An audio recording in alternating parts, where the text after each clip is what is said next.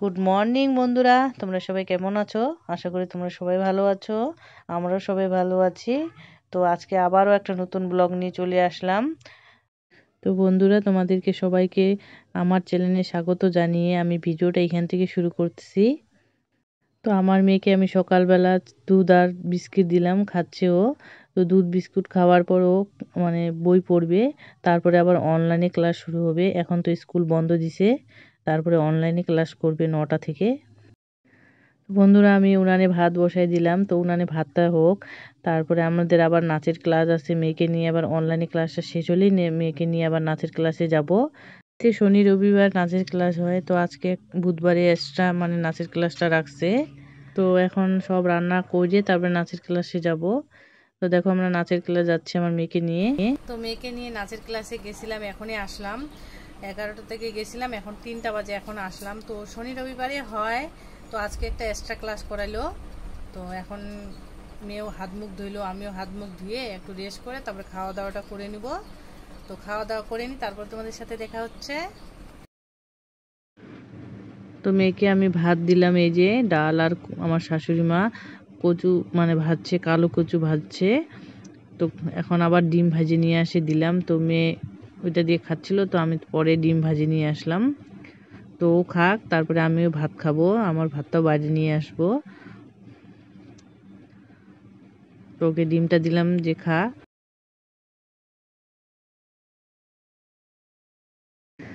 তো বন্ধুরা, তোমাদের সাথে আমি একটা কথা শেয়ার করতে চাই। তো দেখো, মধ্যবিত্ত পরিবারের যে টাকা জমায় জমায় ঘর বাড়ি করা, সেটা তারাই বুঝে যারা করে।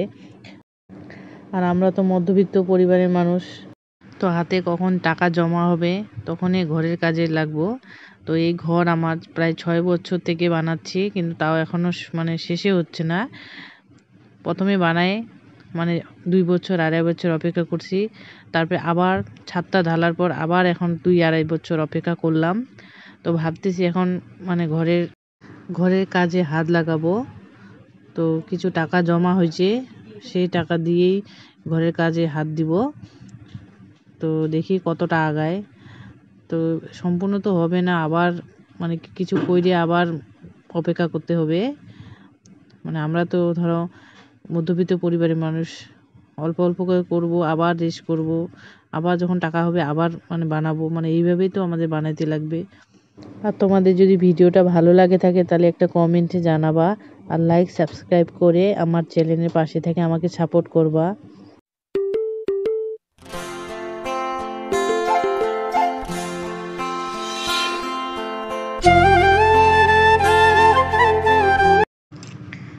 তো বন্ধুরা, রাতে রান্না করতে চলে আসলাম। তো দেখো এখন ভাত হয়ে গেছে, এখন দেখো ডিম সেদ্ধ করে নিছি, ডিম আলু সেদ্ধ করে নিছি। তো ডিমগুলো ভাজিয়ে রাখছি, এখন তরকারিটা বানিয়ে নিব, ডিম আলু দিয়ে তরকারি। আর আমার শাশুড়ি মার জন্য ওই যে আলু সিদ্ধ দিছি, আর কচু আছে, কালো কচুর ভাজা আছে, তো ওগুলা দিয়ে খাবে।